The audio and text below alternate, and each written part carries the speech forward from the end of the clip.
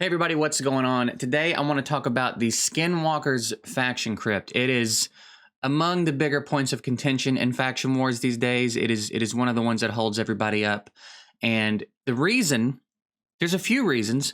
One is just because the faction is not very deep and there's not a ton of options. They did finally give us a reviver, which makes it a lot easier, but the faction itself is just not very deep. There's not a ton of champions, and there's not a ton of champions that are really going to help you get through it unless you get real lucky with your pulls. So I wanted to go over a way to do this that is pretty obtainable for everybody, and you could tweak it as you need to based on your account. But I'm going to show you the team, and then at the end of the run, I'll show you the whole run. It's full auto. Stage 21, Skinwalkers Faction Wars, full auto, not a legendary in sight, okay? And actually, I'll do you one even better. It's two of these. Two uncommons in a full auto Faction Wars 21 team. Shout out to Celastro for bringing this dude up to me a while back. I've been trying to catch Skinwalkers open for a long time to make this video, and I just keep missing it. So, finally caught it. So it's two of these guys. You can do it with one. I did it with two just to kind of emphasize a point, right? One will be fine if you've got better champs to put around him. But again, just to kind of emphasize a point, I built two of them and put him in here. So the team that you're going to be looking at in this video, ignore this, because after I did it, I went back and farmed it with you know, other champs. But you've got Basher, who unfortunately is a Void Epic. He's just so important to this.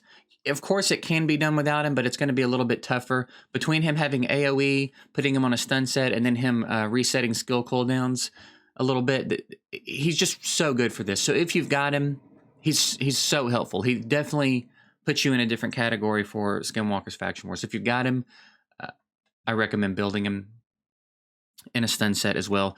Here we've got Horfees. Now, I think Horfees was part of a fusion a while back, and that's... So he was pretty obtainable. If not, hopefully you've pulled him. He's the reviver I was talking about. Also very, very helpful. Anytime you can get a reviver in the mix. And he's a pretty solid champ all around. I don't have him on a crazy build or anything. I put him in a frenzy set just because I kind of had the gear lying around. And then a little bit of resistance on him, so he could, you know, avoid debuffs and stuff and get revives off. But really fantastic little champ. And it's nice that the faction finally has a reviver. Steel Skull, one of the OGs, who just doesn't get the kind of love anymore that he used to, which is a shame because Steel Skull used to be such a monster in this game.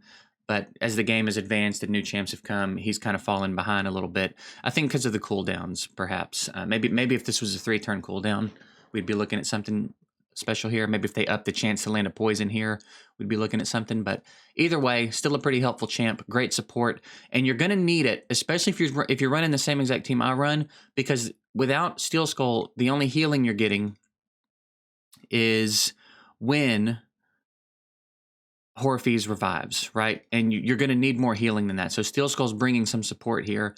And then we've got these two guys. And the reason one of them I put on Relentless, if you wanted to put both of them on Relentless, that would be even better.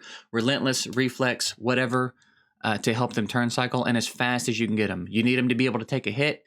You need them to have enough accuracy to do what it is they're there to do. And then you need them taking as many turns as possible or cycling through their cooldowns as often as possible. They have two skills. The first one is a decreased speed debuff. Really, really nice, right? We're talking about the boss right now. Really nice to get a decreased speed up on that boss. And then the A2 is the money. Attacks 4 times at random. When the minions are dead, there is no more random, right? So 4 times decreases a turn meter by 15% if this attack is critical. So every hit, you're not going to turn meter back. So when this lands at the right time, it's almost, it's a 60% turn meter knockback, right? If he crits, I forgot to mention the crit and accuracy. So little bit stat intensive, but you can see the build is not super crazy, right? I didn't go super insane on the speed. I made sure we have the crit rate. I made sure we have the accuracy. And then I make sure that we can take a little bit of a hit, right? We do have a reviver. We do have healers. We do have a little bit of protection here. So you don't have to super tank them up, but getting them where they can take a hit is going to be pretty nice. And then again, over here, I didn't go crazy on the speed. I didn't go crazy on the tank stats. I made sure we have our crit rate. I made sure we have our accuracy, and that's it. So when you see this run, you'll see what I'm talking about. Watch the turn meter of the boss especially, but they even are pretty helpful on the waves with between Basher landing stuns occasionally, resetting cooldowns. It's an interesting team. They're kind of squishy. None of the gear on any of these champs is crazy if you look at him. He's got a lot of defense. a lot of defense, but nothing's crazy here. Enough accuracy to do what he does. Here, probably the tankiest champ on the team, I would imagine. Yeah, and it's still not crazy, right? We're talking 70,000, 71,000. That's not really unreasonable. The speeds aren't crazy here.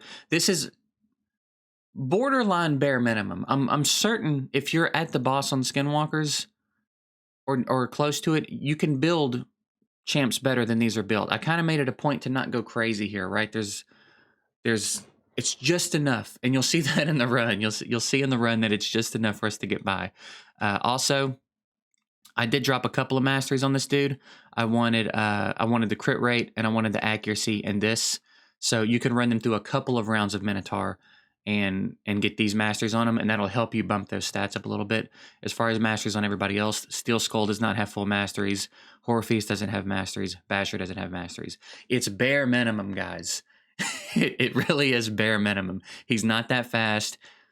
You can do this better. You can build this team better, and you'll see how effective this is. So, again, if you've got any swaps you can make, if you've got any legendaries you can swap in for better protection, if you've got, you know, there's a couple of rares and Skinwalkers you can build a better version of this team, and you can certainly do better with gear and masteries than I've done here. Also, real quick, let's take a look.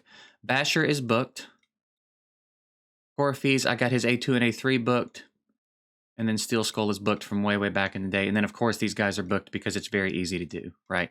They're just uncommons. Look in your shop, pop your green shards. If you're sitting on 200 rare tomes, you might as well just use the rare tome. You know what I mean? Like, not that hard to book these guys. So that's a quick look at the team. I'm gonna let you see them in action. It's a little bit of a longer run. I'll probably play it a little sped up, and just keep an eye on what these guys are doing. There's a point in the run where we get the boss's health down to like right here, and he does the swap and fills his health back up, which I'm kind of glad, because one, that's just part of it and that's going to happen. But you guys get to see that even though that happens, this team can stay in the fight and still take him out, right? Even without a lot of damage, even with no defense break, even with nothing really special going on, they can take him out before that cooldown resets. So you might have to deal with the HP swap, but after he does it, this team can take him out. The only real risky part of this fight is when you get to the boss and the minions are there. The minions can kind of interrupt things, but if you get them out of there quickly, maybe you focus one and focus the other. I didn't touch it. I didn't touch the mouse or keyboard in Raid for this run. I wanted them to do it completely full auto and show you guys that if you wanted to do it manually or even just focus your attacks, it would still be more efficient. So bare minimum team, 2 uncommons, no legendaries, hardly any masteries. It's as easy as I can make it. So that's it. I hope this helps you guys. If it does, like the video, subscribe if you're not subscribed. And yeah, man, if you have any other tips for Skinwalkers that you use to get through it that you want to share with anybody below, that would be dope too. So that's it. I'm done rambling. I'm going to say goodbye now. Enjoy the run. Hope it helps. See you guys later.